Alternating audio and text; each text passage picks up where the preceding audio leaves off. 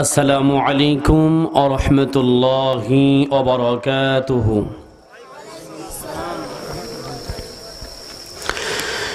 ইন্নাল হামদালিল্লাহি আলহামদুলিল্লাহ। আজকের এই মাহফিলের ইসলামিক জলসা সম্মানিত সভাপতি হযরত মাওলানা আসাদুজ্জামান সাহেব, পরিচালক দারুল উলুম মাদ্রাসা হোসেনপুর, আমাকে আজকে প্রধান অতিথি রাখা হয়েছে। বিশেষ অতিথি শাইখুল হাদিস আল্লামা আব্দুল কুদ্দুস সাহেব, মুহতামিম দারুল হিকমা মাদ্রাসা নান্দাইল চৌরাস্তা। অত্যন্ত গুরুত্বপূর্ণ আলোচনা করেছেন আমার আগেই আজকের মাহফিলের বিশেষ আলোচক মুফাসসিরে কুরআন হযরত মাওলানা জুবাইর ইবনে আব্দুল হাই সাহেব, লেকচারার আল কুরআন বিভাগ হযরতনগর AU কামিল মাদ্রাসা। স্থানীয় অনেক উলামায়ে কেরাম ওয়াজ করেছেন। মাহফিল যিনি পরিচালনা করেছেন হাফেজ আব্দুল জলিল সাহেব, শিক্ষক অত্র মাদ্রাসার। আলোচনা করেছেন হাফেজ মাওলানা এমদাদুল হক সাহেব, মুহতামিম রামপুর হাফেজিয়া দারুল কুরআন কওমি মাদ্রাসা।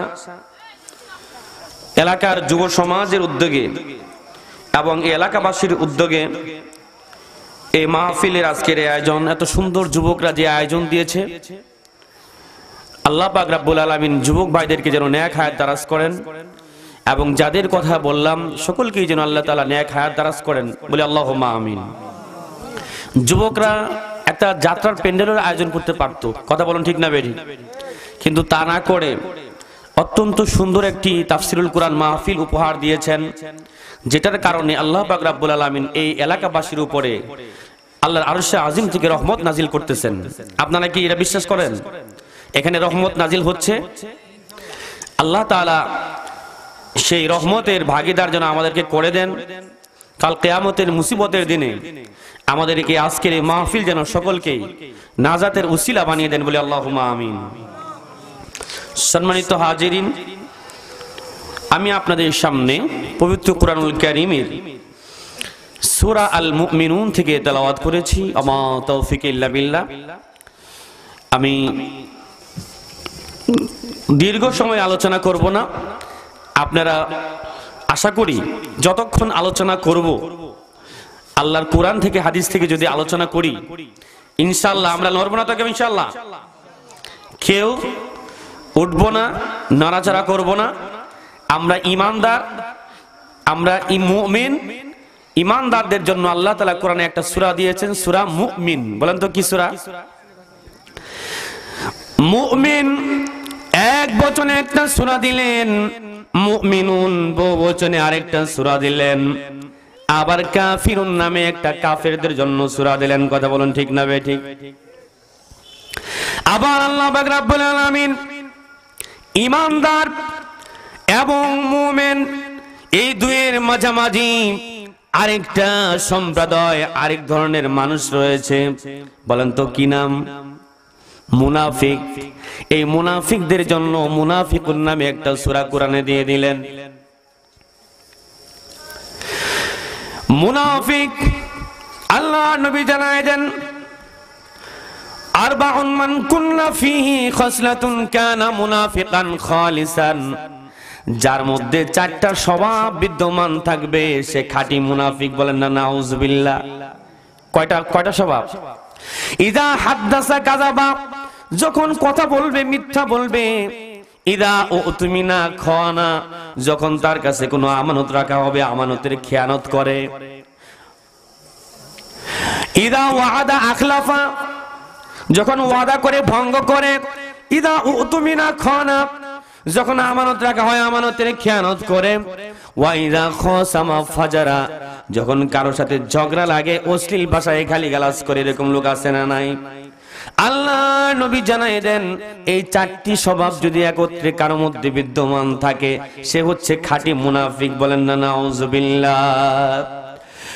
মুনাফিক আপনার ওই আমাদের মধ্যেই, সমাজের মধ্যেই থাকে। এজন্য মুনাফিক থেকে বাঁচার জন্য আল্লাহ পাক রব্বুল আলামিন মুনাফিকদেরকে কোরআনে বিভিন্ন জায়গায় উপদেশ দিয়ে খাঁটি ঈমানদার হওয়ার জন্য, মুমিন হওয়ার জন্য উপদেশ দিয়েছেন। জোরে কন্না সুবহানাল্লাহ। আমরা সবাই চাই মুমিন হতে, বলেন তো কি হতে চাই? আমাদের সমাজে কি মিথ্যা কথা বলে এরকম লোক আছে? আছে না? তাহলে 4টার মধ্যে একটা পাওয়া গেল, তাহলে যদি আর 3টা না থাকে তাহলে 25% মুনাফিক। কথা বলেন ঠিক না বেঠিক? যদি 2টা থাকে 50%, 3টা থাকলে 75%, আর যদি 4টাই থাকে কয়টা পার্সেন্ট? 100% মুনাফিক। নাউজুবিল্লাহ। আল্লাহ নবী এইভাবে হাদিসটা উপস্থাপন করলেন। আল্লাহ পাক রব্বুল আলামিন বললেন, ইন্নাল মুনাফিকিনা ফিদ দারকিল আসফালি মিনান নার। মুনাফিকরা জাহান্নামের সবচেয়ে নিচে নিকৃষ্টতম জায়গায় অবস্থান করবে। আল্লাহ তুমি আমাদেরকে মুনাফিক থেকে বাঁচায়া ঈমানদারদের খাতারে তুমি আমাদের নামকে কবুল করে নাও, বলেন আল্লাহুম্মা আমিন। এজন্য কোরআনের আলোচনা শুনলে, কোরআনের মাহফিলের সামনে আসলে ঈমানের তেজ বেড়ে যায়, ঈমানের গতি বেড়ে যায়। আল্লাহ পাক রব্বুল আলামিন বলেন, وَإِذَا قُرِئَ الْقُرْآنُ فَاسْتَمِعُوا لَهُ وَأَنصِتُوا لَعَلَّكُمْ تُرْحَمُونَ। যখন কোরআনের তেলাওয়াত করা হয়, আলোচনা করা হয়, তোমরা মনোযোগ দিয়ে শ্রবণ করো এবং চুপ থাকো। যদি চুপ থাকতে পারো, মনোযোগ দিয়ে শুনতে পারো, আল্লাহর আরশে আজিম থেকে তোমাদের উপরে রহমত নাজিল করা হয়ে যাবে। জোরে কন্যা সুবহানাল্লাহ। কাফেররা মনে করে ঈমানদাররা ব্যর্থ, আর আল্লাহ বলতেছে ঈমানদাররাই সফল। জোরে কন্যা সুবহানাল্লাহ। আমার ভাইরা, আজকের দুনিয়ায় যদি তাকিয়ে দেখি, মানুষ 3 ধরনের আমরা যদি দেখি। কেউ সম্পদের দিক দিয়ে নিজেকে সফল মনে করে, টাকা পয়সা যদি বেশি হয়ে যায়, কথা বলেন ঠিক না বেঠিক? আবার কারো ক্ষমতা বেশি, ক্ষমতার কারণে নিজেকে সফল মনে করে। কারো জ্ঞান বেশি, সার্টিফিকেট বেশি, বড় চাকরি করে। আবার নিজের খ্যাতি বেশি, পরিচিতি বেশি, এজন্য নিজেকে সফল মনে করে। কথা বলেন ঠিক না বেঠিক? আল্লাহ কয় এই 3টার মধ্যে কোনটাই আমার কাছে সফলতার মানদণ্ড নয়। বেলাল রাদিয়াল্লাহু তাআলা আনহু কালো কুসকুসে একটা দাস ছিল, খাব্বাব খুবাইব। তাদের সমাজের কোনো মর্যাদা ছিল না, কিন্তু ইসলামে তাদের মর্যাদা অনেক বেশি। জোরে কন্যা সুবহানাল্লাহ। ঈমান থাকার কারণে, ঈমানের তেজের কারণে, ঈমানি শক্তি থাকার কারণে তারা সফল হয়ে গেছে। জোরে কন্যা সুবহানাল্লাহ। এজন্য ঈমানদারদেরকে আপন শক্তিতে জ্বলে উঠতে হবে। রাজি আছেন সবাই ইনশাআল্লাহ? একটা তাকবীর দান তো, লিল্লাহি তাকবীর। বুড়া জওয়ান কচি কাঁচা সবাই মিলে একটা তাকবীর হবে আল্লাহর জন্য। কার জন্য বলেন তো? মুমিনরা জ্বলে উঠবে নিজেদের আপন শক্তিতে। লিল্লাহি তাকবীর। কিশোরগঞ্জবাসী কেমন তাকবীর দিতে পারে একটু দেখি। আমাদের গ্রামের বাড়ি হচ্ছে বাংলাদেশের সর্বোত্তরের জেলা পঞ্চগড় জেলা, তেঁতুলিয়া থানা। তা আমি দেখতে চাই আপনারা কেমন তাকবীর পারেন। আল্লাহর জন্য একটা জোরে তাকবীর দিতে রাজি আছেন? দেখি তো, লিল্লাহি তাকবীর। আলহামদুলিল্লাহ, আল্লাহর জন্য দিবেন, আল্লাহ খুশি হয়েছে না? যে ঈমান প্রয়োজনে জ্বলে ওঠে না, যে ঈমান দিন কায়েমের কথা বলে না, যে ঈমান প্রয়োজনে জ্বলে ওঠে না, যে ঈমান দিন কায়েমের কথা বলে না, যে ঈমান অন্তরে নাই মুখে ফোটায় ফাঁকা বলি, কিভাবে তারে বলো ঈমান বলি, কি করে তারে বলো ঈমান বলি। কথা বলেন ঠিক না বেঠিক? ঈমানদার ছিল বেলাল রাদিয়াল্লাহু তাআলা আনহু। অত্যাচার নির্যাতনের স্টেমরোলার চালানো হচ্ছে। একটা কালো কুসকুসে দাস, তার মনিবের নাম ছিল উমাইয়া বিন খালফ। উমাইয়া বিন খালফ যখন জানতে পারলেন একটা দাস মুহাম্মদের ধর্ম ইসলাম কবুল করেছে, সঙ্গে সঙ্গে হাত পা বেঁধে অত্যাচার নির্যাতন শুরু হয়ে গেল। মরুভূমির প্রচন্ড উত্তপ্ত বালুর মাঝে শুয়ে দিয়ে উত্তপ্ত পাথর বুকে চাপা দিল।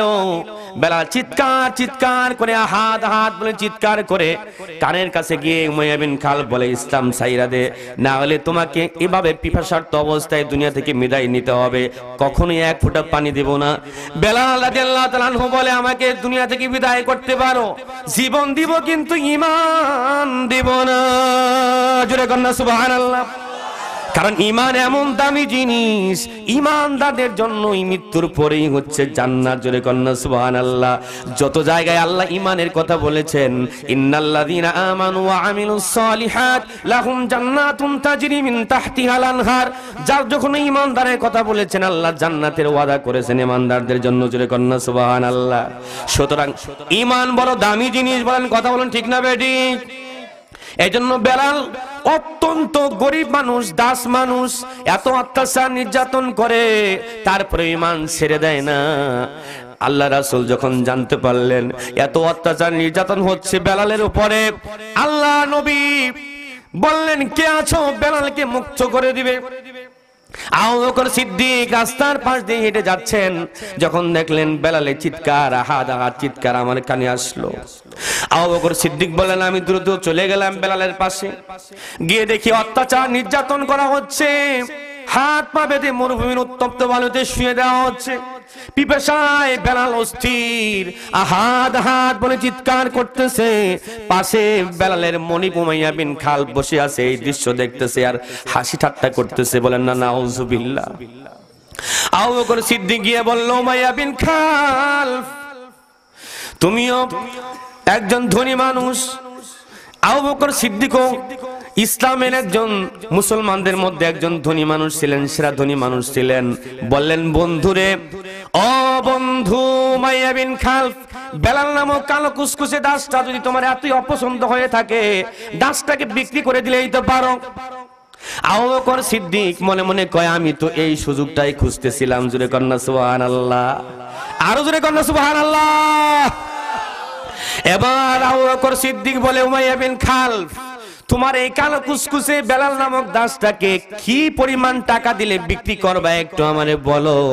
এই কথা শোনার সঙ্গে সঙ্গে উমাইয়া বিন খালফ বলল, এই বেলালকে কিনতে হলে 10টা দিনার দেওয়া লাগবে, আর এর বিনিময়ে সাদা চেহারা বিশিষ্ট একটা দাস দেওয়া লাগবে। এই কথা শোনার সঙ্গে সঙ্গে আবু বকর সিদ্দিক একটু দেরি না করে 10টা দিনার দিয়ে দিলেন, আর বেলালের বিনিময়ে সাদা চেহারা বিশিষ্ট একটা দাস উমাইয়া বিন খালফে দিয়ে বেলালকে মুক্ত করে নিয়ে নিলেন। জোরে কন্না সুবহানাল্লাহ, আরো জোরে বলেন না সুবহানাল্লাহ। যখন এই দৃশ্য দেখলেন উমাইয়া বিন খালফ কাফেরের বাচ্চা, কাফের বলতেছে, বন্ধু আবু বকর, আমি তোমারে চালাক মনে করেছিলাম, তুমি এত বোকার বোকা, এত ঠকা কি মানুষ কোনদিন ঠকে নাকি? বর্তমান মার্কেটে বেলাল নামের কালো কুসকুসে দাসের বাজার মূল্য হলো 1 দিনার। 1টা দিনার দিলেই তো বিক্রি করে দিতাম, 10টা দিনার দিলা আর সাদা চেহারা বিশিষ্ট আরেকটা দাস দিলা, এরকম ঠকা কি মানুষ কোনদিন ঠকে নাকি? আবু বকর সিদ্দিক বলে, বন্ধু উমাইয়া বিন খালফ, আমি ঠকি নাই বন্ধু, আমি ঠকি নাই। জোরে, আমি ঠকি নাই বন্ধু, আমি ঠকি নাই, বরং আমি জিতে গেছি। বেলাল নামক কালো কুসকুসে দাস, যার এই সমাজে কোনো মর্যাদা নাই, মান নাই, ইজ্জত সম্মান সমাজের মানুষের দেয় না, কিন্তু এই ইসলামের দুঃসময়ে কঠিন মুহূর্তে বেলালের অন্তরের মধ্যে যেই পরিমাণ ঈমান রয়েছে, এই বেলাল যেই পরিমাণ আল্লাহর কাছে দামি, এই দামি ঈমানওয়ালা মানুষকে মুক্ত করতে পেরে আমি আবু বকর আল্লাহর কাছে যেই পরিমাণ মর্যাদাবান হব, উমাইয়া বিন খালফ তুমি বুঝবা না, আমি বরং জিতে গেছি। জোরে কন্না সুবহানাল্লাহ।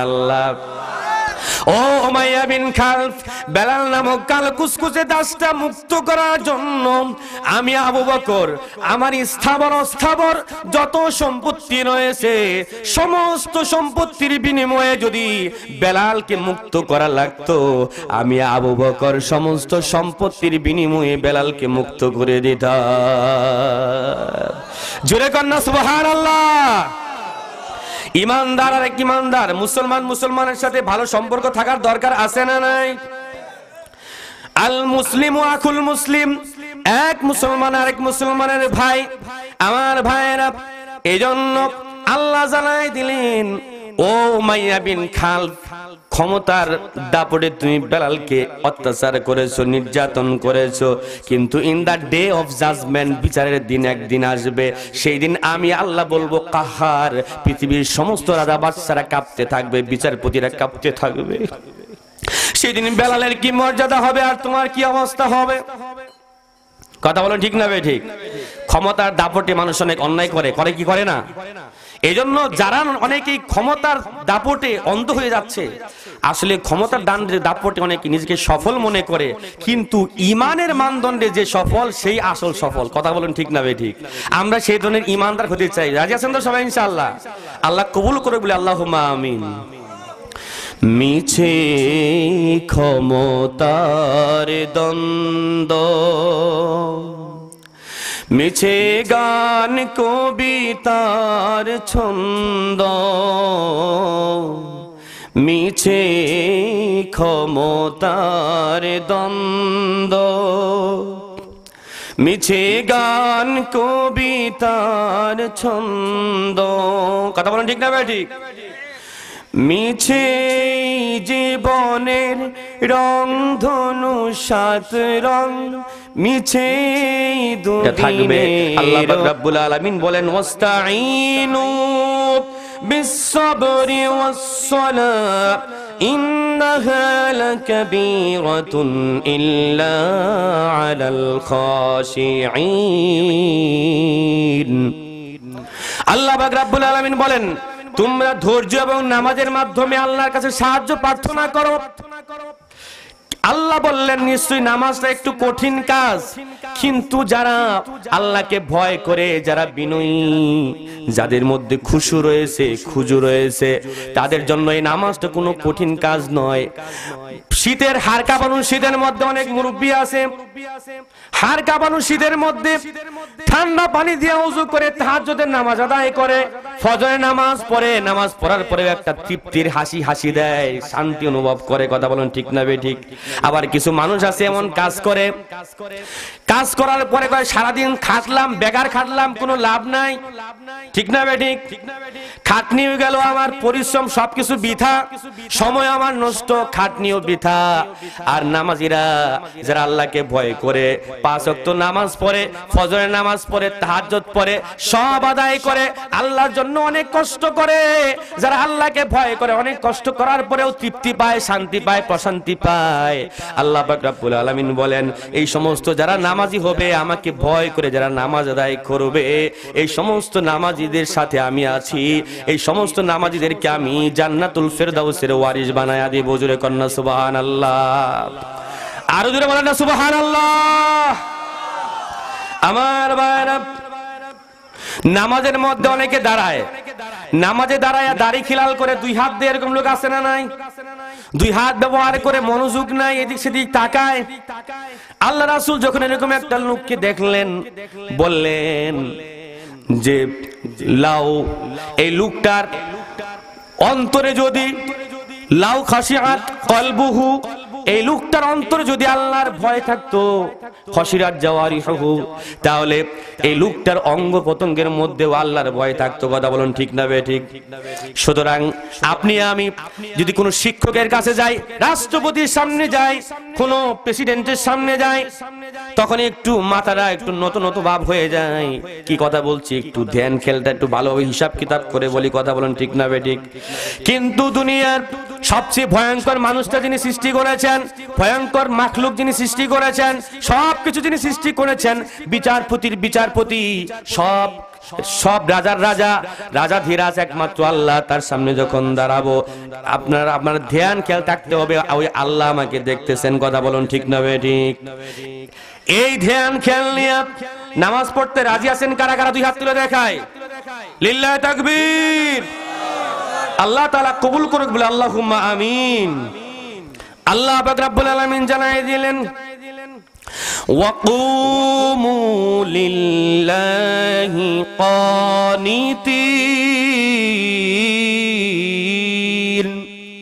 যখন তোমরা আল্লাহর সামনে দাঁড়াও, নামাজে যখন দাঁড়াও, অনুগত গোলামের মতো দাঁড়াও। আমরা কার গোলাম বলেন? আমার আপনার বাবা কার গোলাম?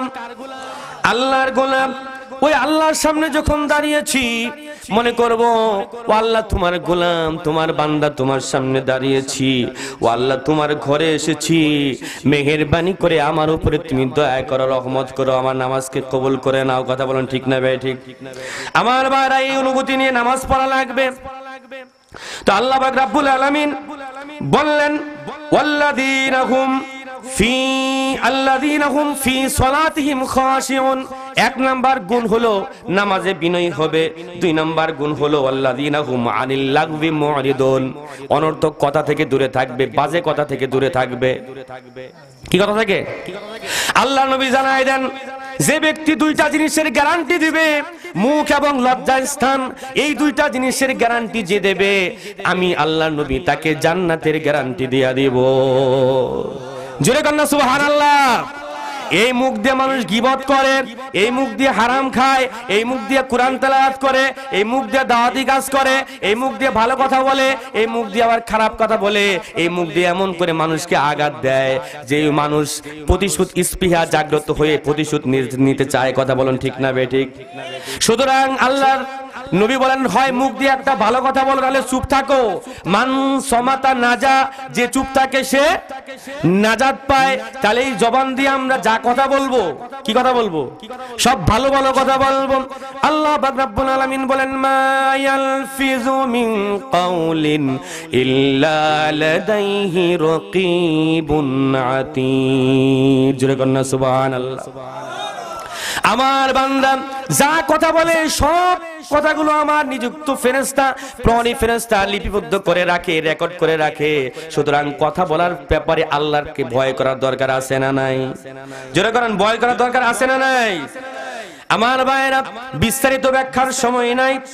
এরপরে আল্লাহ পাক রব্বুল আলামিন জান্নাতুল ফেরদাউসের ওয়ারিসের কথা যাদের বললেন ওয়াল্লাযীনা হুম লিযাকাতি ফাইলুন, যারা যাকাত প্রদানে সক্রিয় থাকবে, যারা তাজকিয়া বা পরিশুদ্ধির ব্যাপারে কর্মতৎপর হবে।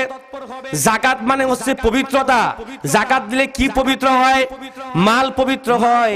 আবার তাফসিরের মধ্যে আসছে এখানে যাকাত বলতে তাজকিয়ায়ে নফস, আত্মশুদ্ধিতার কথা বলা হয়েছে। বলেন কিসের কথা বলা হয়েছে? আত্মশুদ্ধিতার কথা বলা হয়েছে। আল্লাহ পাক রব্বুল আলামিন বলেন فَأَمَّا مَنْ خَافَ مَقَامَ رَبِّهِ وَنَهَى النَّفْسَ عَنِ الْهَوَى فَإِنَّ الْجَنَّةَ هِيَ الْمَأْوَى। আল্লাহু আকবার। আল্লাহ বলেন যে ব্যক্তি আমি আল্লাহর সামনে দাঁড়ানোকে ভয় করবে, যে আল্লাহর সামনে দাঁড়াইতে হবে, কোন মুখে দাঁড়াবো, কোন মুখ নিয়ে আল্লাহর সামনে দাঁড়াবো, এই চিন্তা যার মধ্যে কাজ করবে, এরকম নফস যার হবে, ওয়ানাহান নাফসা আনিল হাওয়া, এই কথা চিন্তা করে যে নিজের নফসকে, নিজের মনকে সমস্ত পাপাচার থেকে, খারাপ কাজ থেকে, অন্যায় থেকে দূরে সরাইয়া আমি আল্লাহর অনুগত নফস বানাইয়া নফসে মুতমাইন্না বানায়া ফেলবে। ফাইন্নাল জান্নাতা হিয়াল মাওয়া, জান্নাতুল মাওয়া তার জন্য আবাসস্থল বানায়া দিব। জান্নাত তার জন্য আবাসস্থল বানায়া দিব। জোরে করেন সুবহানাল্লাহ। ওই জান্নাতে আমরা যাইতে চাই তো? তাহলে কি করতে হবে আমার ভাইরা? নিজের আত্মশুদ্ধিতা অর্জন করতে হবে। নফস হলো তিন প্রকার। বলেন তো কয় প্রকার? একটা নফসে মুতমাইন্না, একটা হচ্ছে নফসে লাওয়ামা, একটা হচ্ছে আম্মারা। ঠিক না বে ঠিক? নফসে আম্মারা খালি পাপ কাজ করতে চায়, লাওয়ামা ভালো কাজও করে খারাপ কাজও করে সমানে সমান, আর মুতমাইন্না খালি ভালো কাজই করতে চায়। একটু যদি মনের ভিতরে কোনো প্রকারের ধোঁকা আসে, ওই কাজ সে ঘৃণা করে, এটা সহ্য করতে পারে না, সে ভালো কাজ করি মনের মধ্যে শান্তি পায়। জোরে করেন না সুবহানাল্লাহ। এরকম শান্তিপ্রাপ্ত আত্মা নফস আমরা বানাইতে চাই। রাজি আছেন তো? যদি শান্তিপ্রাপ্ত আত্মা বানাইতে পারি, মৃত্যুর সময় ফেরেশতা এসে বললেন ইয়া আইয়াতুহান নাফসুল মুতমাইন্নাহ ইরজিই ইলা রাব্বিকি রাদিয়াতাম মারদিয়াহ ফাদখুলি ফি ইবাদি ওয়াদখুলি জান্নাতি। জোরে কন্না সুবহানাল্লাহ। আজরাইল এসে মালাকুল মউত এসে বলবে ইয়া আইয়াতুহান নাফসুল মুতমাইন্নাহ, হে নফসে মুতমাইন্নাহ, ইরজি, তুমি বের হও, টু অলমাইটি আল্লাহ, তোমার রবের দিকে তুমি বের হয়ে আসো। ইলা রাব্বিকি রাদিয়াতাম মারদিয়া, এইভাবে বের হয়ে আসো যে তুমি তোমার রবের প্রতি সন্তুষ্ট, তোমার রব তোমার প্রতি সন্তুষ্ট হয়ে গেছে। জোরে কন্না সুবহানাল্লাহ। ফাদখুলি ফি ইবাদি, তোমার আল্লাহর নেক বান্দাদের দলে প্রবেশ করো। ওয়াদখুলি জান্নাতি, আল্লাহর সুবহান জান্নাতে প্রবেশ করো। জোরে কন্না সুবহানাল্লাহ। এরপরে আমার ভাইরা, আল্লাহ পাক রব্বুল আলামিন বললেন ওয়াল্লাযীনা হুম লিফুরুজিহিম হাফিজুন, যারা নিজেদের লজ্জাস্থানের হেফাজত করবে, ইল্লা আলা আজওয়াজিহিম আও মা মালাকাত আইমানুহুম, নিজেদের স্ত্রীর কাছে লজ্জাস্থানের হেফাজত করা লাগবে না।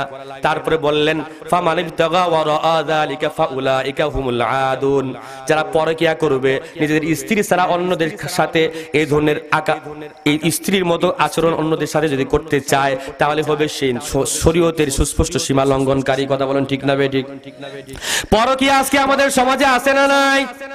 সারা বাংলাদেশ, সারা বিশ্ব আশ্চর্য হয়েছে কিশোরগঞ্জের একটা ঘটনা, ঠিক না বেঠিক? এক মাদ্রাসার ছাত্রীর ঘটনা আমরা দেখেছি, আটকে উঠেছি। কি ঘটনা?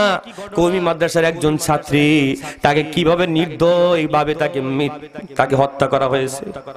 মা পরকিয়া করেছে অন্যের সাথে। এই পরকিয়ার বলি তার মেয়ে, তাকে ধর্ষণ করে আরেকটা পরপুরুষ কিভাবে হত্যা করেছে আমার ভাইরা। এই জন্য আল্লাহ পাক রব্বুল আলামিন বলেছেন যে পরকিয়া যারা করবে না, যারা নিজেদের লজ্জাস্থানের হেফাজত করবে, তারা হবে জান্নাতুল ফেরদাউসের ওয়ারিস। জুড়ে কন্না সুবহানাল্লাহ। আল্লাহ পাক রব্বুল আলামিন বলবেন জেনা ব্যভিচার করবা তো দূরের কথা, লা তাকরাবুজ জিনা, জিনার নিকটবর্তীও হইও না, ইন্নাহু কানা ফাহিশাতাও ওয়া সাআ সাবিলা। কারণ জেনা হচ্ছে নিকৃষ্ট যত কাজ রয়েছে, ফাহিশা যত কাজ রয়েছে, তার মধ্যে সবচেয়ে নিকৃষ্টতম কাজ হচ্ছে জেনা ব্যভিচার। কথা বলেন ঠিক না বেঠিক? আমার ভাইরা, আজকে আমাদের সমাজে এরকম চোখের জেনা আছে না নাই? পায়ের জেনা আছে না নাই? এরকম ডাইরেক্ট জেনাও আছে না নাই? অনেক জেনা চলতেছে। পর্দার ঘাটতি আছে না নাই? এলাকায় কি এরকম নাই? নিজের স্ত্রীরে সাজুগুজু করে মোটরসাইকেলের পিছনে বেশায় অন্যরে দেখায়, এরকম লোক আছে না নাই? কারা কারা আছে হাত তুলে তো দেখি। সব আল্লাহর ওলি বসে আছেন আপনারা, না? একটাও নাই এলাকায়। তাহলে তো ওয়াজ মাহফিল দরকার নাই এলাকায়, ঠিক না বেঠিক?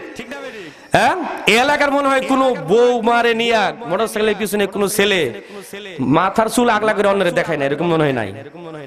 আছে এলাকা? আছে আছে ও এলাকায় নাই? হ্যাঁ, আল্লাহ হেফাজত করে বলে আল্লাহ আমিন। আমার ভাইরা, এই যে পর্দা, নিজের বউকে অন্যদেরকে দেখাইতেছে, বেপর্দা চতুর্দিকে। আল্লাহ রাসূল বললেন ইন্নান নাযারা সাহামুন মিন সাহামি ইবলিসা মাসমুমুন মান তারাকাহা মাখাফাতি আবদালতাহু ঈমানান ইয়াজিদু হালাওয়াতাহু ফি কলবি। দৃষ্টি, পর নারীর প্রতি দৃষ্টি, এটা হচ্ছে ইবলিসের বিষাক্ত তীরের মধ্য থেকে একটা তীর, বিষাক্ত তীর, যে আমি আল্লাহকে ভালোবেসে এই ধরনের পর নারীর প্রতি দৃষ্টি দেওয়া থেকে নিজের চোখকে সংযত করবে। এর বদৌলতে তার মধ্যে, তার অন্তরের মধ্যে আমি এমন একটা ঈমান দিব যার স্বাদ সে অন্তরে অনুভব করবে। জোরে কন্না সুবহানাল্লাহ। তাহলে ওই অনেকেই চোখ সরাই রাখে, অনেকে মনে করে বুকাশোকা মানুষ চোখ সরাই রাখে, ঠিক না বেঠিক? আল্লাহ কয় এই বুকাশোকা মানুষ মনে করো এটা হলো আমার আসল খাস বান্দা, ইমানদার বান্দা। এর অন্তরের মধ্যে একটা ঈমান দিছি, ওই ঈমানের মজা পাইছি, স্বাদ পাইছি। জোরে কন্না সুবহানাল্লাহ। আমার ভাইরা, এরপরে আল্লাহ পাক রব্বুল আলামিন বললেন ওয়াল্লাযীনা হুম লিআমানাতিহিম ওয়া আহদিহিম রাউন, যারা নিজেদের আমানত এবং ওয়াদার রক্ষণাবেক্ষণ করবে। আমানতের খেয়ানত করা কিসের আলামত?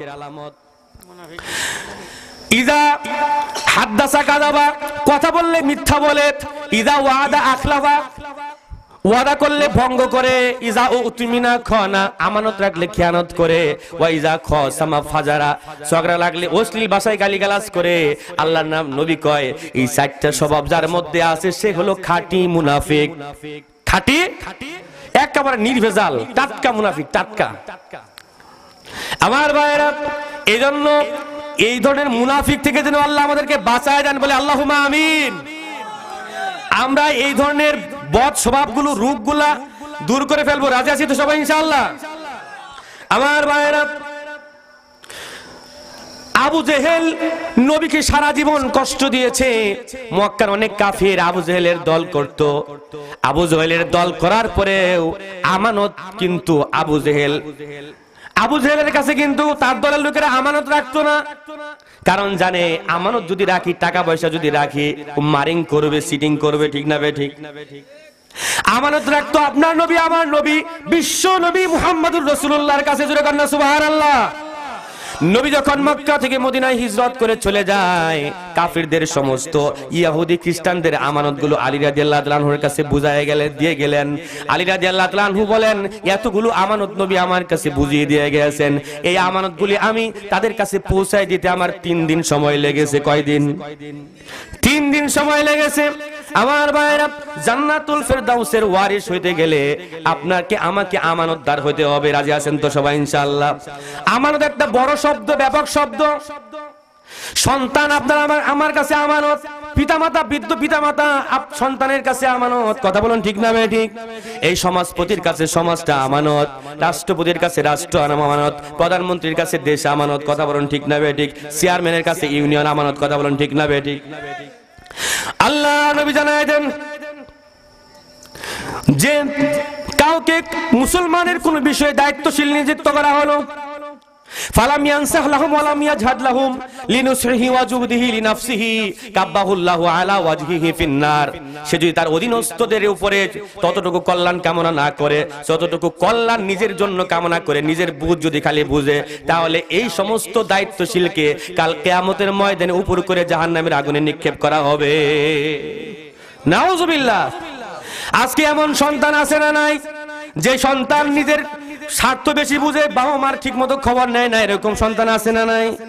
আজকে এরকম চেয়ারম্যান আছে কিনা যে খাটের তলে এরকম করোনার যে তেল পাওয়া গিয়েছিল, চাউল পাওয়া গিয়েছিল, এগুলো যাবে গরিবের কাছে, কিন্তু পাওয়া গেছে খাটের নিচে। ঠিক না ঠিক? চেয়ারম্যানের খাটের নিচে, এমপির খাটের নিচে, এগুলো থাকবে কেন? কথা বলেন ঠিক না ঠিক? মন খারাপ করলেন? এটা কি তাদের কাছে আমানত ছিল না হকদারের কাছে পৌঁছায় দেওয়ার? আমার ভাইরা, আমানত একটা বড় ব্যাপক শব্দ। আমাদের কাছে বৃদ্ধ পিতামাতা আমানত, সন্তানদের কাছে বলবো, আমার পূর্বের বক্তা মাওলানা জুবায়ের সাহেব অত্যন্ত গুরুত্বপূর্ণ আলোচনা রেখেছেন সন্তানের প্রতি পিতামাতার কর্তব্য। ঠিক না ঠিক?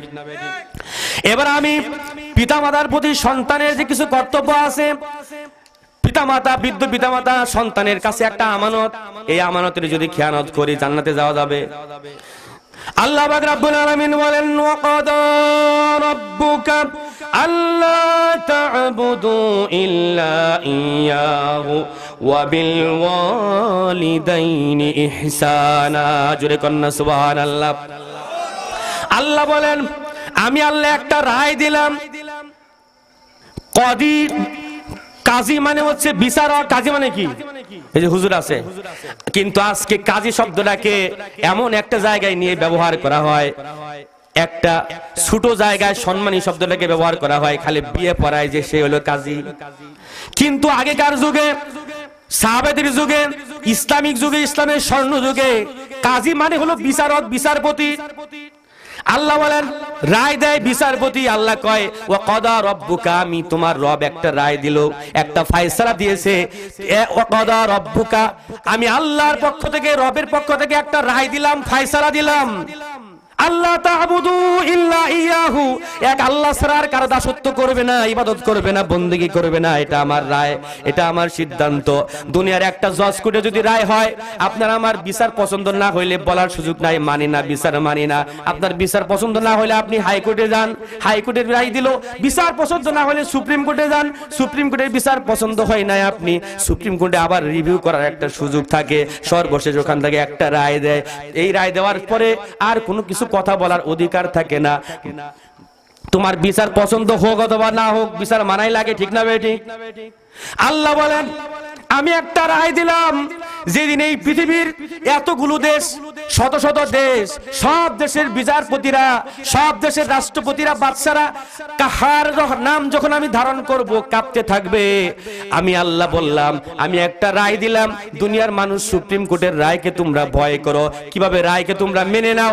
আমি একটা রায় দিয়েছি, আমি ছাড়া আর কারো ইবাদত করবা না। জোরে কন্যা সুবহানাল্লাহ। আজ থেকে সিদ্ধান্ত নিলাম, এক আল্লাহর ইবাদত করব, 5 ওয়াক্ত নামাজ ছেড়ে দিব না। কারা কারা রাজি আছি? লিল্লাহি তাকবীর। আল্লাহ তাআলা কবুল করে বলে আল্লাহুম্মা আমিন। বিচারপতির রায় মানো, আমি আল্লাহর বিচারপতি, বিশাল বিচারপতির বিচারপতি, তার রায় মানতে আমাদের এত অলসতা কেন? ঠিক না ভাই? ঠিক। আমার ভাইরা, এরপরে আল্লাহ পাক রব্বুল আলামিন বললেন ওয়াবিল ওয়ালিদাইনি ইহসানা, পিতামাতার সাথে ভালো আচরণ করবে। তাহলে পিতামাতার সাথে ভালো আচরণ করা কি নফল না ফরজ? আল্লাহর আইন মানা ফরজ, পিতামাতার সাথে ভালো আচরণ করা ফরজ। আল্লাহ সুন্দর করে বলে দিলেন ইম্মা ইয়াবলুগান্না ইনদাকাল কিবার, বিশেষ করে পিতামাতা যখন বার্ধক্যে উপনীত হয়, আহাদুহুমা আও কিলাহুমা, তাদের একজন অথবা উভয়ে, ফালা তাকুল্লাহুমা উফ, এমন আচরণ করো না কষ্টেও যেন কোনো শব্দ করো না তাদের সামনে, তারা যেন কষ্ট পায় এরকম কোনো আচরণ তাদের সামনে করো না। ওয়ালা তানহারহুমা, তাদেরকে ধমক দিয়ে কথা বলো না। ওয়াকুল্লাহুমা কাওলান কারীমা, তাদের সাথে কোমল নম্র ভাষায় কথা বলো। কিন্তু আজকে আমাদের সমাজে দেখা যায় বন্ধু বান্ধবের সাথে ভালো আচরণ আমরা করি, বন্ধুর বাবা মার সাথে ভালো আচরণ করি, আঙ্কেল কেমন আছেন, আসসালামু আলাইকুম বলি কি বলি না। কিন্তু নিজের মাকে যা ধমক দেয়, এখনো রান্না হয় নাই, তুমি কিছু বোঝো না, তুমি বোকা, তুমি আগেকার আমলের লোক, এভাবে ধমক দেয় সন্তান। মা বাবার এরকম সন্তান আছে না নাই? আমরা আল্লাহ কয় বৃদ্ধ মা বাবারে তুমি সন্তান হইয়া কখনোই ধমক দিও না, কখনোই ধমক দিবে না। ওয়ালা তানহারহুমা ওয়াকুল্লাহুমা কাওলান কারীমা, কোমল নম্র ভাষায় তাদের সাথে কথা বলবে। ওয়াকফিদ লাহুমা জানাহাজ যুল্লি মিনার রাহমা, ওয়াকফিদ, আর তাদের জন্য ওয়াকফিদ লাহুমা, তাদের জন্য তোমাদের দুইটা ডানা প্রসারিত করে দাও। জিল্লুন মানে ছায়া, রহমাত মানে হচ্ছে দয়া। ওয়াকফিদ লাহুমা জানাহাজ যুল্লি মিনার রাহমা, আল্লাহ বললেন ও পৃথিবীর মানুষেরা, তাদের জন্য রহমতের ডানা বিছায়া দাও। আমাদের কি ডানা আছে নাকি? আমাদের ডানা নাই, আমাদের আছে হাত। আমাদের কি আছে? আল্লাহ ইয়াদুন শব্দ ব্যবহার করতে পারতেন, ইয়াদুন মানে হাত, ইয়াদুন ব্যবহার করলেন না, ডানা শব্দ ব্যবহার করলেন। ডানা থাকে পাখির, আমাদের হাত শক্ত, পাখির হাত হচ্ছে নরম। কথা বলেন ঠিক না বে ঠিক?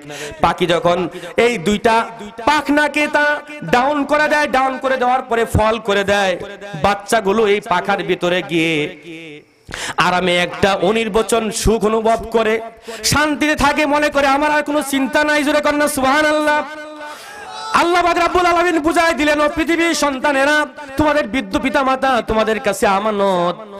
যখন বৃদ্ধ হয়ে যাবে মা বাবার সাথে খারাপ আচরণ করো না। তোমার সন্তান যেন মনে করে, বাবা মা যেন মনে করে জুবাইর ইবনে আব্দুল হাই বেঁচে থাকতে আমি মার আর কোনো চিন্তা নাই। কথা বলুন ঠিক না বেটি?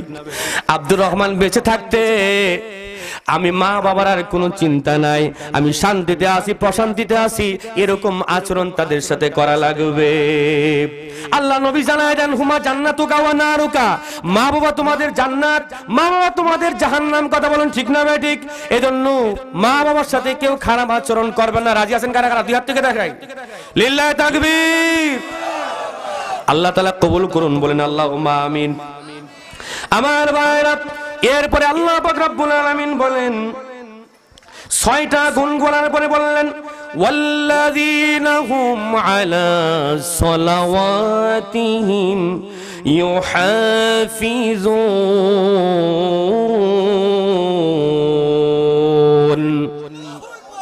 তো জোরে আল্লাহু আকবার বলা যাবে না?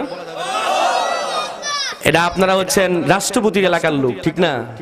একটু জোরে বলেন তো আল্লাহু আকবার।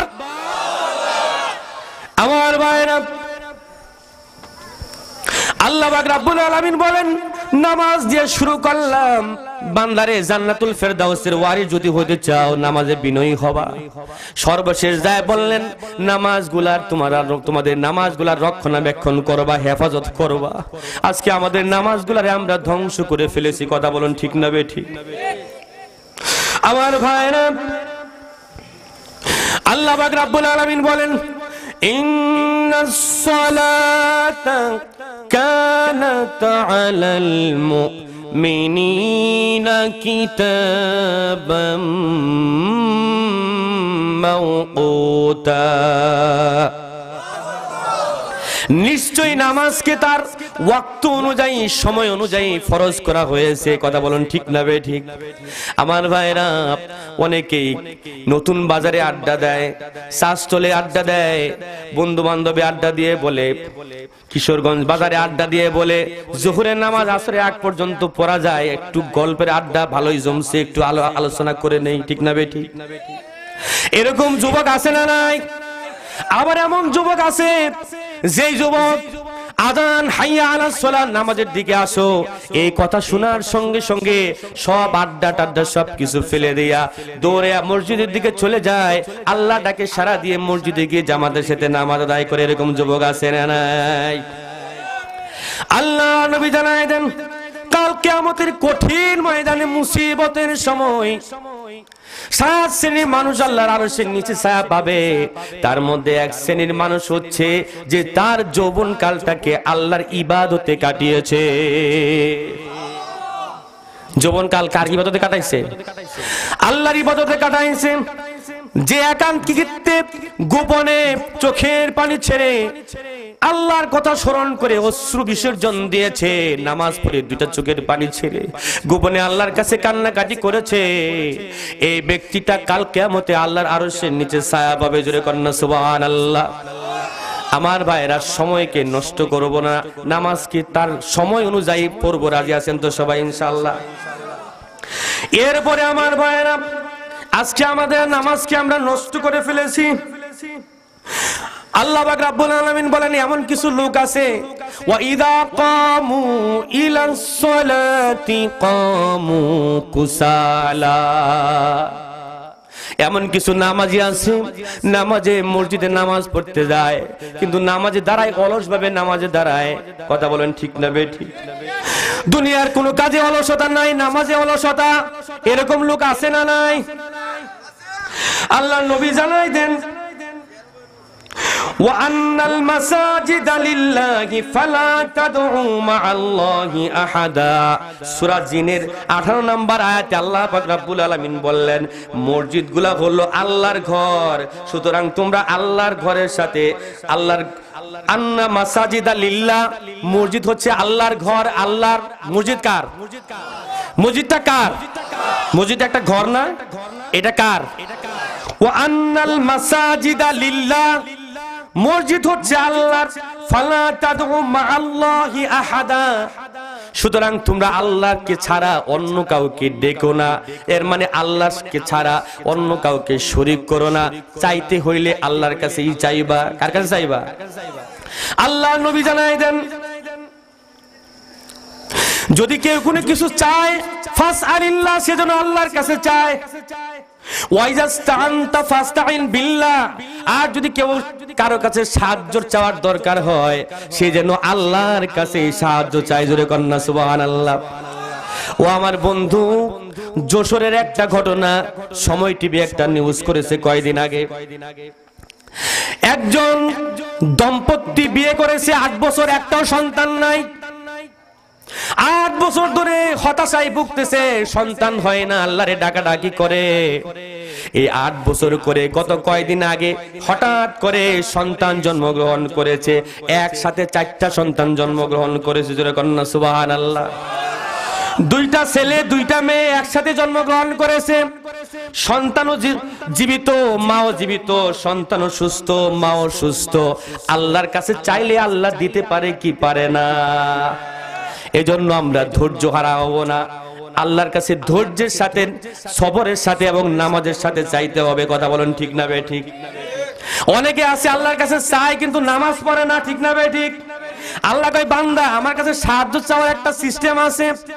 ইয়া আইয়ুহাল্লাযীনা আমানুস্তাঈনু বিস-সাবরি ওয়াস-সালাহ ইন্নাল্লাহা মা'আস সাবিরিন। জোরে কন্না সুবহানাল্লাহ। ও ঈমানদারেরা, ও মুমিনেরা, ও যুবকেরা, তোমরা আল্লাহর কাছে সাহায্য চাও। ইয়া আইয়ুহাল্লাযীনা আমানুস্তাঈনু, সাহায্যটা কিভাবে চাইবা? বিসসবরি, এক নাম্বার গুণ হলো ধৈর্য ধরতে হবে, ধৈর্য করতে হবে, সবর করতে হবে। দুই নাম্বার কাজ হচ্ছে ওয়াসসালাহ, নামাজ পড়তে হবে। নামাজ এবং সবরের সাথে ধৈর্যের সাথে দুইটা জিনিসের সমন্বয় যদি আমি আল্লাহর কাছে চাইতে পারো, এরকম ধৈর্যশীল ব্যক্তির সাথে আমি আল্লাহ আছি। আল্লাহ যার সাথে আছে তার কোনো চিন্তা আছে? বলেন, আল্লাহ যার সাথে আছে তার কোনো চিন্তা আছে? কোনো চিন্তা নাই। আমার ভাইরা, এজন্য বলছি, মসজিদ কার ঘর? মসজিদ কার ঘর? মুসলিম শরীফে আল্লাহ রাসূল বলেন, মাজতামা কওমুন ফি বাইতিন মিন বুয়ুতিল্লাহ, কোন সম্প্রদায় যখন আল্লাহর ঘরে একত্রিত হয়, তাহলে কার ঘরের কথা বললেন? এই মাহফিল কর্তৃপক্ষ এখানে একটা মসজিদ করেছে, কি করে নাই? এই মসজিদটা করেছে, কেউ জমি দিয়েছে, কেউ টাকা পয়সা দিয়েছে, কিন্তু ঘরটা কি কোনো ব্যক্তি মালিকানার? ঘরটা কার? জোরে কোন, চিল্লায় কোন, তার নাম কি?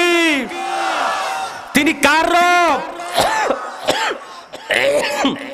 তিনি আপনার আমার, তার নাম কি? জোরে কোন, জোরে কোন, তার নাম হচ্ছে আল্লাহ। আমার ভাইরা, ওই আল্লাহ বললেন এই মসজিদটা হচ্ছে আমার ঘর। জোরে কোন না সুবহানাল্লাহ। আপনার কোন মেহমানের বাড়িতে দাওয়াত খাইতে গেছেন, বিশাল বড় লোক, কথা বলেন ঠিক না বেঠিক? উদার মনের মানুষ, আপনার একটা চাহিদা, একটা চাকরি দরকার, একটু যদি তার সাথে ভালো সম্পর্ক রাখতে পারেন, কথা যদি শুনতে পারেন, তাহলে আপনার মনের চাহিদা পূরণ করবে, ঠিক না বেঠিক? একটা কথা বললে রাখবে, কথা বলেন ঠিক না বেঠিক? এই জন্য আমরা যখন আল্লাহর ঘরে পৌঁছে গেলাম, আমরা কার মেহমান? আমরা আল্লাহর মেহমান। ওই ঘরে যদি সময় নষ্ট না করে আল্লাহর কাছে চাই, ও আল্লাহ তোমার কাছে কোনো কিছুর অভাব নাই, ও আল্লাহ তুমি আমাদেরকে দান করো, আমাদের সন্তান নাই সন্তান দাও, আমাদের অর্থ নাই অর্থ দাও, টাকা পয়সা নাই টাকা পয়সা দাও, ধন দৌলত নাই ধন দৌলত দাও। আল্লাহর কাছে কোনো কিছুর অভাব আছে নাকি? আমার ভাইরা, পৃথিবীর সব মানুষ যদি একটা ময়দানে দাঁড়ায়, সব নবীর উম্মতরা যদি একটা ময়দানে দাঁড়ায়, পৃথিবীর সৃষ্টির থেকে কিয়ামত পর্যন্ত সমস্ত মানুষ যদি একটা ময়দানে দাঁড়িয়ে আল্লাহর কাছে চাইতে থাকে, ও আল্লাহ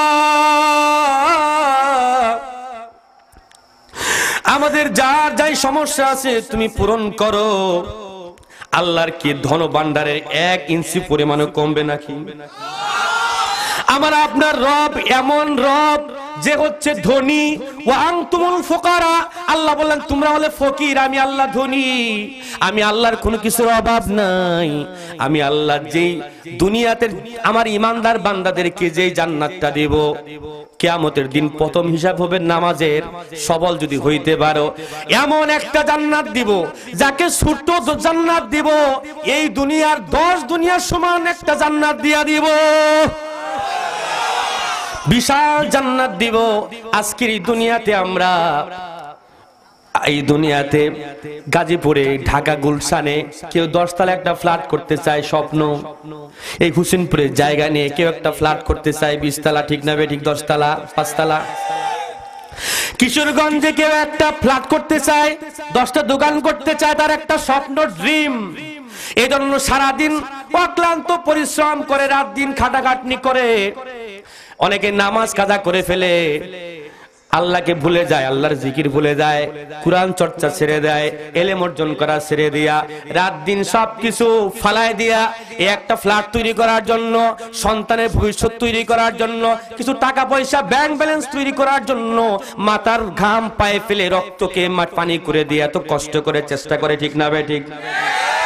কিন্তু আল্লাহ পাক রব্বুল আলামিন বলেন, ওই 5% 10% গুলশানের উপরে জায়গার উপরে, গুলশানের একটা ফ্ল্যাট 2, 4, 5, 10 কোটি 50 কোটি 100 কোটি টাকার মালিক রাশিয়ার প্রেসিডেন্ট ভ্লাদিমির পুতিন, চীনের প্রেসিডেন্ট শি জিনপিং, বিশাল রাষ্ট্রের মালিক আমেরিকার প্রেসিডেন্ট জো বাইডেন, এত বড় বড় প্রেসিডেন্ট ক্ষমতা, পৃথিবীর সেরা ধনী বিল গেটস, এগুলো যত যাই থাকুক, এগুলো আমি আল্লাহর কাছে কিছু না, এগুলো ফকির, এগুলো ফকির। এগুলো সব কিছু ফেলে হঠাৎ করে একদিন মৃত্যুবরণ করে আমি আল্লাহর কাছে চলে আসব। যারা ঈমান নিয়ে আসবে, যারা নামাজ নিয়ে আসবে, যারা আমার ঘরের সাথে সম্পর্ক নিয়ে আসবে, এই মানুষগুলোকে আমি এমন একটা জান্নাত দিব যে জান্নাতের বিশালত্ব হলো আসমান এবং জমিনের সমান। জোরে কন্যা সুবহানাল্লাহ। যুবকরা বুঝা গেছে, কিশোরগঞ্জের যুবকরা আলহামদুলিল্লাহ ইমানের কি আছে, তেজ আছে, শক্তি আছে, আলহামদুলিল্লাহ বলেন। ইমানের পথে অবিচল থেকে আমার মরণ যেন হয়, কথা বলেন ঠিক না ভাই? ঠিক। ঈমানের পথে অবিচল থেকে আমার মরণ যেন হয়।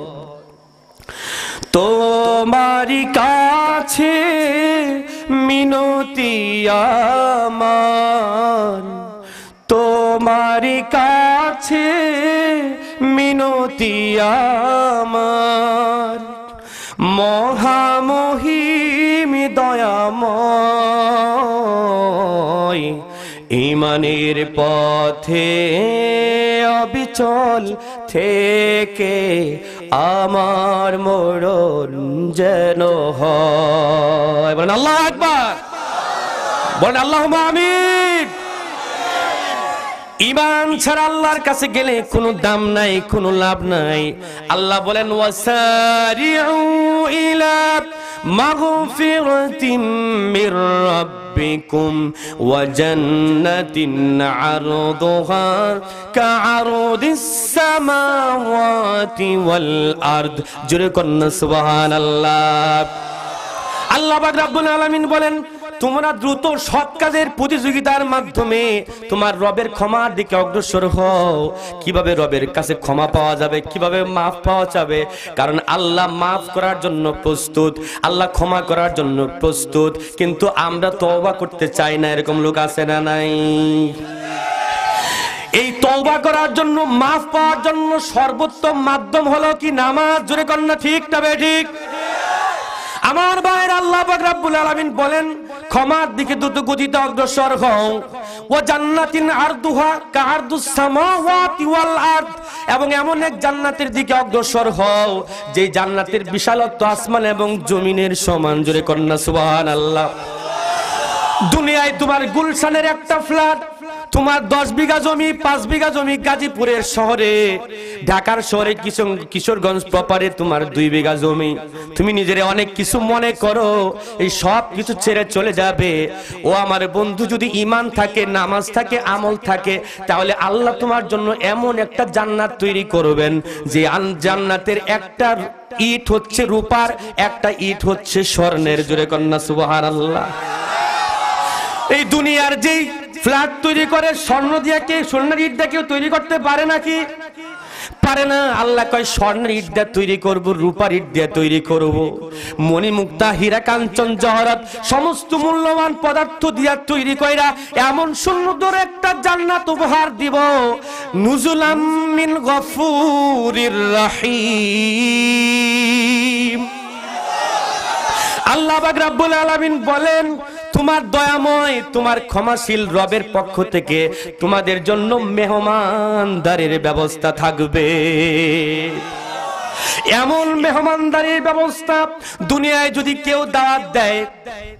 কিছুদিন আগে দেখলাম তথ্যমন্ত্রীর খাবার টেবিলের মধ্যে প্রায় 20 প্রকারের আইটেম ফেসবুকের মধ্যে দেখলাম। কথা বলেন ঠিক না ঠিক? আমার ভাইরা, আমার মনে হয় তথ্যমন্ত্রী সাহেব 20 প্রকারের আইটেমের খাবার খাইতে পারে নাই। কারণ যতগুলো আইটেম, যতগুলো খাবার, এতটুকু খাবার আপনার আমার দ্বারা সম্ভব না। একজন খাইতে বসেছেন এতগুলো খাবার। আল্লাহ কয় আমি জান্নাতের ভিতরে এমন মেহমানদারি নামাজি ব্যক্তির জন্য, যারা আল্লাহর ঘরের সাথে সম্পর্ক রাখবে, আমার ঘরের মেহমান যারা প্রতিদিন 5 ওয়াক্ত হাজিরা দিবে মসজিদে। রাজি আছেন? 5 ওয়াক্ত মসজিদে যাবেন কারা কারা? লিল্লাহি তাকবীর। যারা 5 ওয়াক্ত নামাজ পড়বে, মসজিদে যাবে, আল্লাহর ঘরকে যারা আবাদ করবে, তাদের জন্য জান্নাতের মেহমানদারি আমি আল্লাহ করব। জান্নাতে কোনো ডায়াবেটিস থাকবে না। যেরকম না সুবহানাল্লাহ। আমার ভাইরা, কোন গ্যাস্ট্রিক আলসার জান্নাতের মানুষদের আছে নাকি? কোন গ্যাস্ট্রিক আলসার থাকবে না। আল্লাহ কয় স্ত্রী একটা দিব, ও আজওয়াজুম মুতাহহারা, তোমাদেরকে যে স্ত্রী দিব সেই স্ত্রী পুত পবিত্র, হায়েজ নাই, নেফাজ নাই, মাসিক নাই, কোনো কিছু নাই। জোরে কন্যা সুবহানাল্লাহ। প্রস্রাব নাই, পায়খানা নাই, কিচ্ছু নাই। আল্লাহ বলে এরকম সুন্দর স্ত্রী দিব। খাবার আইটেম হাজার হাজার আইটেম, খাবার খাবা, একটা খাবার খাবা, কি মজা। এরকম মজার খাবার জীবনে কোনোদিন তুমি খাবা তো দূরের কথা, কল্পনাও করতে পারো নাই। এমন মজার খাবার তুমি কোনোদিন দেখবা তো দূরের কথা, তোমার চক্ষু কোনোদিন দেখে নাই, হৃদয় কোনোদিন কল্পনাও করতে পারে নাই। জুড়ে আল্লাহ পাক রব্বুল আলামিন বলেন এমন খাবার তোমার সামনে আসবে, খাবার একটা খাবার, এটার সাথে ওইটা বেশি মজা, ওইটা খাবা ওইটার সাথে আরেকটা মজা, ওইটার সাথে ওইটা আরো বেশি মজা। জোরে কর না সুবহানাল্লাহ। আল্লাহ কয় একটা ঢেকুর দিবা, শরীর থেকে একটু ঘাম বের হবে, খাবার হজম হয়ে যাবে। তোমার ওই তথ্যমন্ত্রী যে 20 আইটেমের খাবার খাইতে পারলো না, এরকম সমস্যা ওইখানে নাই। গ্যাস্ট্রিক আলসারের কোনো চিন্তা নাই। দুনিয়ার মানুষ যদি জান্নাতে আসতে পারো, আমি আল্লাহ পৃথিবীর সবার চাইতে ধনী, কেউ আমার চাইতে বেশি ধনী না। আমি এমন ধনী, ওই আমি আল্লাহ যদি আমার ঘরে যাও, আমি জান্নাতে তোমাদের জন্য মেহমানদারি করব। আমার ভাইরা, এজন্য আল্লাহ পাক রব্বুল আলামিন সুন্দর করে বলেছেন ওয়া ইযা কামু ইলাস সালাতি কামু কুসালা। কিছু মানুষ আছে আল্লাহর ঘরে যাও, আল্লাহর ঘরের মেহমান হইয়াও অলসতা করে, এরকম লোক আছে না নাই? আমরা এই ধরনের অলসতা করতে চাই না, নামাজ পড়বো ভালোভাবে। ও বন্ধু, একটা মাছ যদি সমুদ্র থেকে, পুকুর থেকে টানে আসে, স্থলভাগে আসে, ছটফট করতে থাকে, ঠিক না বেঠিক? যখন পানিতে ছেড়ে দেওয়া হয়, পানিতে ফেলে দেওয়ার পরে ওই পানিতে মাছটা স্বাধীনভাবে চলতে থাকে, আরামে চলতে থাকে, ঠিক না বেঠিক? আল্লাহর মুমিন বান্দারা মসজিদে গেলেই তাদের দিল কিচ্ছু করি নাই, মেসওয়াক না করলে কি হবে, দাঁত ব্রাশ না কি করলে কি হবে, আমার দাঁত সব ঠিক আছে, মুখে কোনো গন্ধ নাই, কথা কি ঠিক? হ্যাঁ, কি কাজ হবে? তাহলে প্রতিদিন যেরকম দাঁত মেসওয়াক করলে, 5 বার মেসওয়াক করলে যেরকম ভাবে দাঁতগুলো পরিষ্কার হয়, নামাজগুলো সুন্দর হয়, সওয়াব পাওয়া যায় বেশি, ঠিক না ঠিক? সুন্নত আদায় হয়, ব্রাশ করলে মুখের দুর্গন্ধ দূর হয়। এজন্য প্রতিদিন 5 ওয়াক্ত নামাজের মাধ্যমে একজন মানুষ বিভিন্ন গুনাহ করে, পাপ কাজ করে, এরকম গুনাহগুলো ধুয়ে মুছে তার সাফ হয়ে পরিষ্কার হয়ে যায়। জোরে কর না সুবহানাল্লাহ। এই জন্য আজান হলে বাড়িতে না মসজিদে যাব, কোথায়? ডাকটা মুয়াজ্জিনের মাধ্যমে দেয় কে? আল্লাহ ডাক দেয় মুয়াজ্জিনের মাধ্যমে। আল্লাহ কয় হাইয়া আলাস সালাহ, আস-সালাতু খায়রুম মিনান নাওম।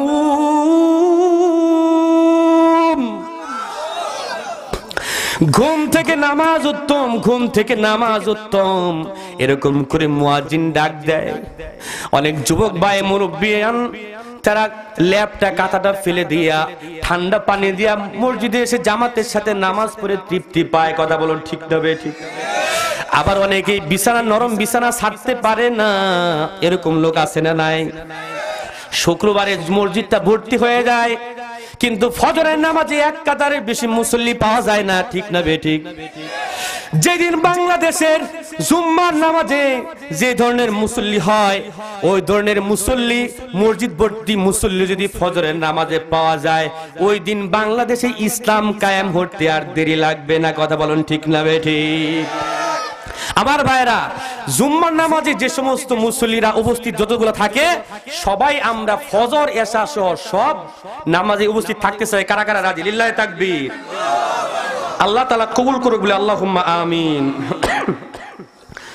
আমার ভাইরা, আল্লাহর নবী জানায় দেন, কারো ঘরের সামনে যদি একটা নদী থাকে, সে ওই নদীতে যদি প্রতিদিন 5 বার নামাজ আদায়, ওই নদীতে যদি প্রতিদিন 5 বার গোসল করে, শরীরে কোনো ময়লা থাকবে নাকি?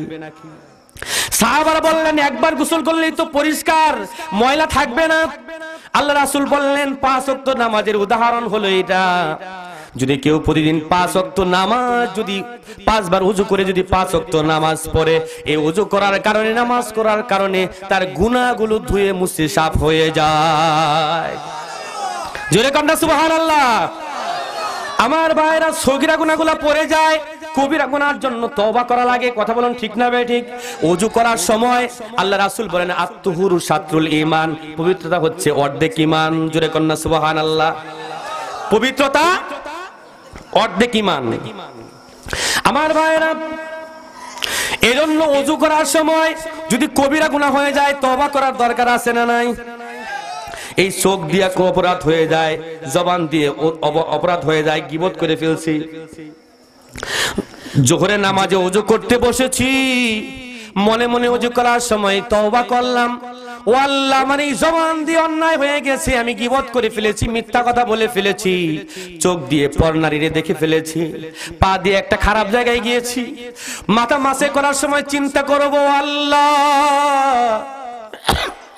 এই মাথা দিয়ে খারাপ কাজের পরিকল্পনা চিন্তা করে ফেলেছি, ও আল্লাহ, আমাকে মাফ করে দাও, আর করব না। পাগুলো ধোয়ার সময় একটু চিন্তা করব, ও আল্লাহ, এই পা দিয়ে তোমার কোরআনের মাহফিলে যাব, দ্বীনের কাজ করতে যাব, তওবা করলাম, আর কোনোদিন পা দিয়ে যাত্রার প্যান্ডেলে যাব না।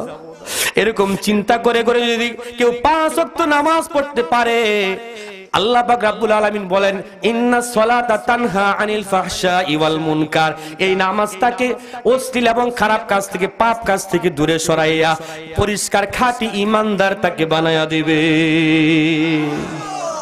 তাহলে ওযুগুলা ভালো করে করতে রাজি আছেন? কিন্তু আমাদের সমাজে দেখা যায় ওযু করতে যে তাড়াতাড়ি, ঠিক 4G গতি, ঠিক না বে ঠিক? 5G গতি, ঠিক না? 4G গতিতে এমন তাড়াহুড়া করে ওযু করে নামাজও দেখবেন যে একেবারে 4G গতিতে নামাজ শুরু করে দিয়েছে, ঠিক না বে ঠিক? হ্যাঁ, রুকু সিজদা ঠিক মতো আদায় করে না। আল্লাহ রাসূল বলেন, নামাজ সুর, কি সুর? নামাজের মধ্যে চুরি করে, এটা বড় সুর, শয়তান। নামাজও চুরি করে, তাড়াহুড়া করে নামাজ পড়ে। আরে আল্লাহর ঘরে গেছো, আল্লাহর ঘরের মেহমান, ভালোভাবে মেহমানের সাথে, মেজবানের সাথে সম্পর্ক তৈরি করো, ঠিক না বে ঠিক? ভালোভাবে সম্পর্ক তৈরি করে দিলটা নরম করে তার কাছে চাইলেই আল্লাহ দিবে, ঠিক না বে ঠিক? আল্লাহ প্রত্যেক দিন শেষ রাতে পৃথিবীর নিকটতম আসমানে এসে বলে, ও আমার বান্দারা, কার কি চাওয়ার আছে আমার কাছে চাও, আমি তোমাদের সকল মনের চাওয়াগুলো পূরণ করবো, ডাকতে থাকি, ঠিক না বে ঠিক? আমার ভাইরা, এজন্য আল্লাহ পাক রব্বুল আলামিন বিশেষ করে বললেন, হাফিজু আলাস সালাওয়াতি ওয়াস সালাতিল উসতা ওয়া কুমু লিল্লাহি কানিতিন।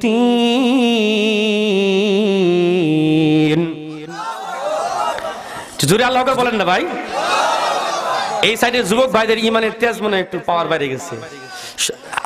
কিছু কিছু মুরব্বী আছে, যুবকের চাইতেও কিন্তু ঈমানের তাজা বেশি আছে, আছে না নাই? এই জন্য কবি নজরুল যৌবনের গানে একটা প্রবন্ধ লিখছে, বলছে কিছু কিছু বৃদ্ধ আছে, তাদের ভিতরে তারুণ্যের এমন তেজ, এই জন্য যৌবনের গান গল্প লিখছে, ঠিক না বেশি? প্রবন্ধ লিখছে, ঠিক না বেটি? একবার জোরে বলেন তো আল্লাহু আকবার। আমার ভাইরা, আল্লাহ রাসূল বললেন, নামাজগুলার রক্ষণাবেক্ষণ করো, বিশেষ করে ওয়াসসালাতিল উস্তা, মধ্যবর্তী নামাজের বিশেষ বেশি রক্ষণাবেক্ষণ করো। কোন নামাজ? মধ্যবর্তী নামাজ। বলেন তো কি নামাজ? মুফাসসিরিনে কেরাম মধ্যবর্তী নামাজ বলতে আসরের নামাজকে বুঝিয়েছেন, আবার কোন কোন মুফাসসির মধ্যবর্তী নামাজ বলতে ফজরের নামাজকেও বুঝিয়েছেন। ফজরের নামাজকে যদি মাঝখানে ধরেন, রাতের বেলায় 2 ওয়াক্ত নামাজ, একটা হলো মাগরিব, একটা হচ্ছে এশা, আবার দিনের বেলায় 2টা নামাজ, একটা হলো জোহর, একটা হচ্ছে আসর। এই মধ্যবর্তী নামাজে ফেরেশতাদের শিফট চেঞ্জ হয়। যারা কোম্পানিতে চাকরি করে শিফটিং ডিউটি করে, কি কথা বলেন ঠিক না বেঠিক? 8 ঘন্টা ডিউটি, এরা বের হয় আরেক শিফট ঢুকে, আবার 8 ঘন্টা ডিউটি করে বের হয় আরেক, আবার ঢুকে 8 ঘন্টা ডিউটি করে। আল্লাহ কয় এরকম ফেরেশতারাও শিফটিং ডিউটি চেঞ্জ করে। ডিউটি যখন চেঞ্জ করে, ফজরের নামাজের সময় এক গ্রুপ আসে আর এক গ্রুপ যায়, এই গ্রুপ আল্লাহর কাছে আমল নিয়ে যায়, জোরে কন্যা সুবহানাল্লাহ। তখন যারা যারা ফেরেশতারা দেখে এরা হলো ফজরের নামাজ পড়তেছে, আরে কেউ নাক ডাইকা ঘুম পাড়তেছে, 8টার দিকে ঘুম থেকে উঠবে, ফেরেশতারা যে রিপোর্ট দিবে, কি রিপোর্ট দিবে? যেটা ঘুম পাড়তেছে, ঘুমের মধ্যে নামাজ পড়তেছে, এই রিপোর্ট দিবে নাকি? বলতেছে আল্লাহ দেখলাম সলিমুদ্দি কলিমুদ্দি ঘুমাইতেছে, আব্দুর রহমান আব্দুল্লাহ সুন্দর করে জামাতে নামাজ পড়তেছে, রিপোর্টটা দিয়ে দিবে। আরেক গ্রুপ আসবে, শিফটিং ডিউটি চেঞ্জ, ওরা এসে আবার দেখবে নামাজ পড়তেছে, দুই পক্ষই আল্লাহর কাছে রিপোর্ট দিয়ে দিবে, জোরে কন্যা সুবহানাল্লাহ। এরকম ভাবে শিফটিং ডিউটি চেঞ্জ হয় আমার ভাইরা। এজন্য আমরা ফজরের নামাজ বিশেষ করে গুরুত্ব আল্লাহ পাক রব্বুল আলামিন এই ফজরের নামাজের ব্যাপারে গুরুত্ব দিলেন। আল্লাহ রাসূল বলেন মুনাফিকের জন্য ফজরের নামাজ এবং এশার নামাজ বেশি কষ্টকর। এজন্য এই নামাজের অনেক ফজিলত আছে না নাই? ফজরের সময়ে একটা আল্লাহ রাসূল বলেন ফজরে আল্লাহ তাআলা ঈমানদারের, এই ফজরের সময় ঈমানদারের আনাগোনা বেশি, কথা বলেন ঠিক না ভাই ঠিক? কারণ এই সময় আল্লাহর জান্নাতুল ফেরদাউস থেকে একটা হাওয়া ছাইরা দেন, জোরে কন্যা সুবহানাল্লাহ, একটা বাতাস ছাইরা দেন। এই বাতাসটা বাইতুল্লাহ থেকে, বাইতুল্লাহে পৌঁছে বাইতুল্লাহ থেকে পৃথিবীর সমস্ত মসজিদগুলোতে ছড়ায় পড়ে, জোরে কন্যা সুবহানাল্লাহ। আর এই সময় কিছু যুবক আছে ফজরের আজানের একটু আগে সারা রাত ফেসবুক চালাইয়া একটু আগে বালিশের নিচে মোবাইলটা রাইখা ঘুমাইতে যায়, ঠিক না বেঠিক? কথা বলেন ঠিক না বেঠিক? আজ থেকে সিদ্ধান্ত নিব যে এই যে জান্নাতের হাওয়াটা আল্লাহ ছাইরা দেয়, এত সুন্দর আল্লাহ ডাকতে থাকে বান্দা আমার কাছে চাও, হাইয়া আলা আসসালাতু খায়রুম মিনান নাওম, ঘুম থেকে নামাজ উত্তম, মসজিদে আসো, এরকম করে বলে কি বলে না? আজ থেকে সিদ্ধান্ত নিব মসজিদে যাব। ফজরের নামাজের 10টা ফজিলত, এই সময় আল্লাহ তাআলা জান্নাতুল ফেরদাউস থেকে একটা বাতাস ছেড়ে দেন, মুমিন এবং মুনাফিকের মধ্যে পার্থক্য করে দেয়। যে ব্যক্তি ফজরের নামাজ জামাতে পড়ে সে আল্লাহর জিম্মায় আগামী দিন ফজর পড়ার জন্য চলে যায়, জোরে কথা সুবহানাল্লাহ, আল্লাহর জিম্মায় চলে যায়, সুবহানাল্লাহ। আল্লাহ রাসূল বলেন যে ব্যক্তি ফজরের সালাত আদায় করে আল্লাহর ফেরেশতাগণ আল্লাহর কাছে ওই ব্যক্তিকে ভালো মানুষ হিসেবে আল্লাহর কাছে গিয়ে কমপক্ষে 3 কোটি ফেরেশতা সাক্ষী দিয়ে দেন। বুখারী মুসলিমের হাদিস, আন্তাজি বলেন না, আমি আন্তাজি বলতেছি না। যে ব্যক্তি ফজরের সালাত জামাতের সাথে আদায় করবেন আল্লাহ তাআলা সারা রাত দাঁড়িয়ে নফল সালাত আদায় করার সওয়াব তার আমলনামায় দিয়ে দেন। যে ব্যক্তি ভোরে পায়ে হেঁটে ফজরের সালাত আদায় করবে, মসজিদে প্রবেশ করেন, আল্লাহ তাআলা তার জন্য কিয়ামতের দিন পরিপূর্ণ আলো দান করবেন, অর্থাৎ কোনো হিসাব ছাড়া আল্লাহ তার আরশের ছায়ায় স্থান দিয়ে জান্নাতে পৌঁছায় দিবেন। আমার ভাইরা, যে ব্যক্তি নিয়মিত ফজরের সালাত আদায় করে আল্লাহ রাসূল 3 বার ওয়াল্লাহি বলে কসম করলেন, কসম করে বললেন সে কখনোই জাহান্নামে যাবে না। কারা কারা ফজর নামাজ এখন থেকে জামাতে পড়েন? 2 হাত তুলে দেখা, লিল্লাহি তাকবীর। আমার ভাইরা, ফজরে 2 রাকাত সুন্নত যে আদায় করবে, দুনিয়া এবং তার মাঝে যা কিছু আছে সব মিলাইলে যা হবে, শুধুমাত্র 2 রাকাত ফজরের সুন্নত আদায় করলে তার চাইতে বেশি আল্লাহ তাকে দান করবে। ও বন্ধু, ফজরের নামাজ যে ব্যক্তি আদায় করবে আল্লাহ তাকে জান্নাতের সবচেয়ে বড় নিয়ামত আল্লাহর দিদার তাকে দান করে দিবে। আমার ভাইরা, আমরা কোনোদিন আল্লাহর ইবাদত করি, আল্লাহরে কোনোদিন দেখি নাই। কিয়ামতের ময়দানে আল্লাহ সিজদা করতে বলবেন, ঈমানদাররা সিজদা করবে। দুনিয়ায় যারা নামাজ পড়ে নাই তারা আল্লাহরে সিজদা করার চেষ্টা করেও করতে পারবে না। জান্নাতের ভিতরে যাওয়ার পরে আল্লাহ যখন দিদার দিবেন, আল্লাহ এত সুন্দর যে আল্লাহ সুন্দর করে একটা নারী মহিলা তৈরি করতে পারে, যে আল্লাহ ফুল ফল তৈরি করতে পারে, যে আল্লাহ এত সুন্দর করে গাছপালা পশু পাখি তৈরি করতে পারে, ওই আল্লাহ না জানি কত সুন্দর, ঠিক না বেঠিক? সুতরাং ওই আল্লাহকে আমরা দেখতে চাই কি চাই না? দেখতে চাইলে আজকে এই এলাকার মানুষ যে মসজিদটা তৈরি করছে, এই মসজিদটা আবাদ করতে আপনারা রাজি আছেননি? আল্লাহর দিদার পাইতে চাইলে 5 ওয়াক্ত নামাজ মসজিদে পড়বেন। কারা কারা রাজি? লিল্লাহি তাকবীর। ফজর নামাজে যাবেন, রাজি আছেন? ফজর নামাজে গেলে আল্লাহ দিদার দিবে। আমার ভাইরা, সাগর শুকিয়ে যাবে একদিন, পাহাড় তুলো হয়ে উড়বে, মহাকাশ ভুলে যাবে নিয়ম কানুন, পাথর জ্বালানি হয়ে পড়বে, ঠিক না বেঠিক? সাগর শুকিয়ে যাবে একদিন, পাহাড় তুলো হয়ে উড়বে, মহাকাশ ভুলে যাবে নিয়ম কানুন, পাথর জ্বালানি হয়ে পড়বে। তবে ভরসা কি থাকে আমার প্রভু, চাই যে কেবল শুধু তোমার দিদার। বলেন, চাই যে কেবল শুধু তোমার দিদার, চাই যে কেবল শুধু তোমার দিদার।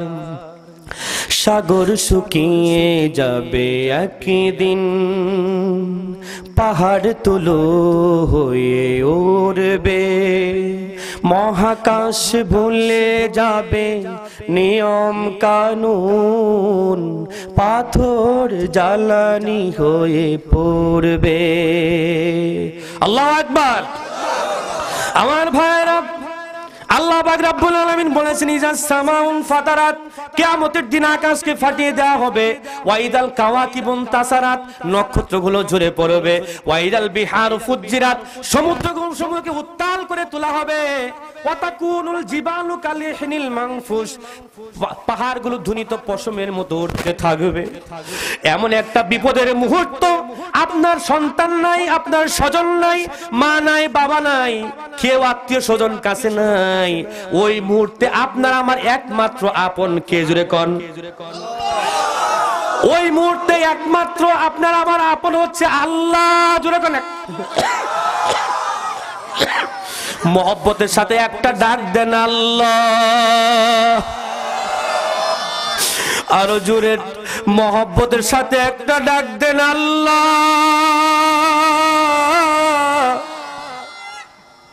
আরো জোরে একটা ডাক দেন, আল্লাহ। বন্ধু, চোখটা বন্ধ করে দিয়ে একটু দিলটাকে নরম করে চিন্তা করে, আকাশটা ফেটে যাবে, সাগরের পানিগুলো উত্তাল করে তোলা হবে। এমন একটা মুসিবতের সময় আকাশ ভেঙে জমিনে পড়ে যাবে, সবকিছু ভেঙে চুরমার হয়ে যাবে, নিজের স্ত্রী সন্তান স্বজন কেউ এগিয়ে আসবে না। ওই মুহূর্তে যদি আল্লাহ আমাদেরকে দিদার দিয়া দেয়, ওই মুহূর্তে যদি আল্লাহকে সিজদা করার সুযোগ আমাদেরকে দিয়া দেয়, তাহলে আমাদের আর কোনো চিন্তা থাকবে না। কথা বলেন, ঠিক না বেঠিক? আল্লাহ বলে, ইয়াউমা ইয়াজমাউকুম লিয়াউমিল জামঈ যালিকা ইয়াউমুত তাগাবুন। আল্লাহ বলে, সেদিন চূড়ান্ত ফাইসালার দিন, চূড়ান্ত ফাইনাল খেলার একটা মাঠ তৈরি হবে। ক্রিকেট খেলার মাঠ তৈরি হয় কি হয় না? জমি যদি উঁচু নিচু থাকে, ভেঙে চুরমার করে সমান করে, যেখানে ক্রিকেটের বল পড়বে ওই জায়গাটা একদম সমান করে শক্ত করে, ঠিক না বেঠিক? আল্লাহ বলেন, সমস্ত পাহাড়গুলো দিয়ে সমুদ্র নদী উঁচু নিচু জায়গাগুলো ভরাট করবে, আসমান জমিন ভেঙে চুরমার করে একটা মাঠ তৈরি করবে। আপনারা বলেন বর্তমান যেগুলো মাঠ আছে, স্টেডিয়াম আছে, এগুলো মাঠে কি পৃথিবীর সব মানুষ এক জায়গায় ধরবে নাকি? এজন্য আল্লাহ বলেন জালিকা ইয়াউমুত তাগাবুন, ফাইনাল খেলার দিন, চূড়ান্ত ফয়সালার দিন আমি আল্লাহ একটা মাঠ তৈরি করব, সমস্ত সমুদ্রগুলো নদীগুলো ভরাট করব, পাহাড় দিয়া সবকিছু ভেঙে চুরমার করে একটা মাঠ তৈরি করব। এই মাঠ তৈরির আমার রেফারি থাকবে হচ্ছে ইসরাফিল। এবার ইসরাফিল যখন ফুৎকার দিবে ভেঙে চুরমার হবে, মাঠ তৈরি হবে। এবার দ্বিতীয় ফুৎকার দিবে, সমস্ত মানুষগুলো সমবেত হবে, মাটির নিচ থেকে জেগে উঠবে। তৃতীয় ফুৎকারে সমবেত হবে, বিচারের মাঠ।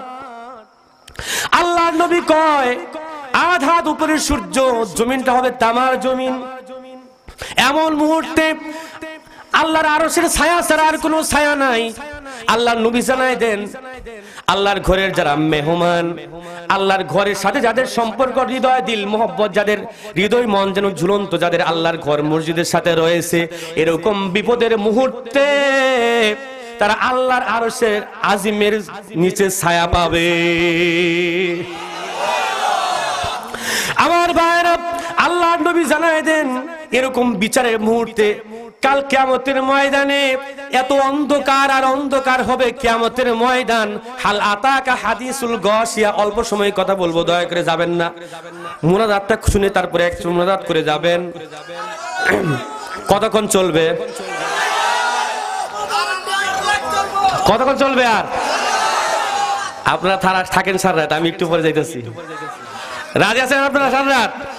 কারা কারা রাজি? লিল্লাহি তাকবীর, আল্লাহু আকবার। আল্লাহ তুমি এই কিশোরগঞ্জবাসীর এই হোসেনপুর এলাকার লোকদের মর্যাদাকে তুমি বাড়িয়ে দাও, বলে আল্লাহুম্মা আমিন। আজকের মাহফিল কালকের মুসিবতের দিনে আমাদের জন্য নাজাতের ফয়সালা হতে পারে না? জান্নাতে যাওয়ার ফয়সালা হতে পারে না?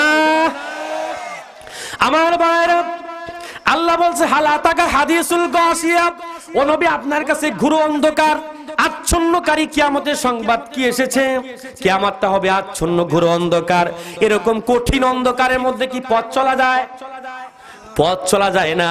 আবার আধা দুধ পরে সূর্য, জমিনটা হচ্ছে তামার জমিন। এমন সময় আল্লাহর নবী জানায় দেন কোনো আলো নাই, কোনো লাইট নাই।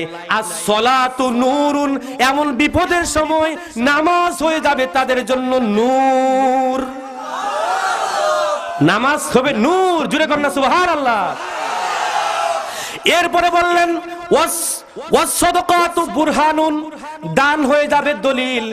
দান কি হয়ে যাবে? হোসেনপুর বাজারে কয় এই 5টা দোকান আমার, কয় দূর মিয়া তোমার, এটা কি টাকা মিয়া, এটা আমার, ঠিক না ভাই? ঠিক। দিনাজপুরের সিলেটের মানুষ কি খিত্তা খাও, তাই না? সিলেটের মানুষ, হ্যাঁ। আবার দিনাজপুর আঞ্চলিক মানুষ কি বলে জানেন? দিনাজপুরে কেরন কাতা কহাসি বাউ, আমার দোকান, এটা মোর দোকানটা তো মোর রে বাউ, কেরন কাতালা কহাসি কহ দি, ঠিক না ভাই? ঠিক। আর আপনার কিশোরগঞ্জের লোক কিতা কইতা শুনি তা, ঠিক না ভাই? ঠিক। এটা তো দোকান তো আমার, দলিল, এই যে দলিলে কথা কইব, ঠিক না ভাই? ঠিক। কথা কইব দলিলে, ঠিক না ভাই? ঠিক। এখন সভাপতি সাহেব কইতাছে যে ঠিকই তো কইছে, দলিলেই তো কথা কইব। দখল তারই সভাপতি ফয়সালা দিয়েছে যে দখল হবে তারই দোকানটা যার দলিল আছে, ঠিক না ভাই? ঠিক। আল্লাহ নবী জানায় দেন কাল কিয়ামতের ময়দানে বিপদের সময়, মুসিবতের সময় দুনিয়ায় যাদের ঘর ছিল, বাড়ি ছিল, জায়গা ছিল, জমি ছিল, সব ফালায় চলে গেছে। ওই কিয়ামতের হাসরের ময়দানে কোনো ঘর বাড়ি আছে নাকি? আছে জান্নাত আর জাহান্নাম। বলেন কি আছে? আল্লাহ নবী জানায় দেন ওয়াসাদাকাতু বুরহানুন, দান হয়ে যাবে কিয়ামতের দিন দলিল। যারা দান করবে দুনিয়াতে, ওই দানটা তার জন্য দলিল হয়ে যাবে। এই দলিলটা আল্লাহ তাকে দিয়া দিবেন, ওই দলিল দিয়া সে জান্নাত দখল করবে। জোরে কন্যা সুবহানাল্লাহ। আল্লাহ পাক রব্বুল আলামিন ফয়সালা দিয়া দিবেন যার কাছে দানের দলিল আছে। যারা দুনিয়ায় আমি আল্লাহর ঘরের জন্য দান করেছে, আল্লাহর দিনকে বিজয়ী করার জন্য দান করেছে, মাদ্রাসার জন্য যারা দান করেছে, এই সমস্ত বান্দাদের জন্য আমি দলিল সংরক্ষণ করে রেখেছি। এই দলিল দিয়ে তারা আজকে জান্নাতকে দখল করবে। আমার ভাইরা, তাহলে আপনারা সেই জান্নাত দখল করতে রাজি আছেন তো সবাই? তাহলে সেই জান্নাত দখল করার দলিল পাইতে গেলে কি করা লাগবে ভাই? তো দান করতে হবে, ঠিক না ভাই? ঠিক। আল্লাহ রাসূল বলছে একটা ব্যক্তির তার সম্পদের ভিতরে তিনটা অধিকার। বলেন তো কয়টা অধিকার? একটা হলো সে যা খাইছে, আল্লাহ রাসূল কয় যেটা খাইছে ওটা শেষ, পিছনের রাস্তাটা বের হয়ে যায়, ঠিক না ভাই? ঠিক। ভালো খাইলেও মন্দ খাইলেও, কয় যেটা পরছে পোশাক পরে, কয় এটাও নষ্ট হয়ে যায়, ঠিক না ভাই? ঠিক। আল্লাহ রাসূল বলছে আরেকটা অধিকার হলো সে যা দান করছে, আল্লাহ রাসূল কয় যেটা খাইছে ওইটাও শেষ, যেটা পরছে পোশাক পরছে কয় ওইটাও নষ্ট হয়ে গেছে, শেষ। যেটা দান করছে এটা হলো তার সম্পদ। আর যেটা দুনিয়ায় রাখা যায়, আল্লাহ রাসূল কয় ওটা তার সম্পদ না, তার উত্তরাধিকারীর সম্পদ। তুমি সারা জীবন কোটি কোটি টাকার মালিক, তুমি সারা জীবন 500 টাকা দান করছো, হার কিপটার বাচ্চা কিপটা, তুমি 500 টাকা দান করছো, সব দুনিয়ায় রাখা গেছো। আল্লাহর নবী কয় বাবা তুমি যা রাখা গেছো সব তোমার উত্তরাধিকারী খাইবে, ওটা ওর সম্পদ। তুমি 500 টাকা দান করছো না, ওইটারই মালিক তুমি। তাহলে ওই ফকিরের বাচ্চা ফকির না ওইটা? আর যে বুদ্ধি করে দুনিয়াতে আল্লাহর ঘরে দান করে গেছে, সদকায়ে জারিয়া হয়ে গেছে, কবরে শুয়া শুয়া সওয়াব পাইবে, তার আমল নামে আমল জমা হবে, কিয়ামতের দিন দানের মাধ্যমে একটা দলিল পাবে, ওই দলিল দিয়ে সে আল্লাহর জান্নাতকে দখল করবে। আমার ভাইরা, আল্লাহ রাসূলের আশারায়ে মুবাশশারা কয়জন সদস্য ছিল বলেন তো?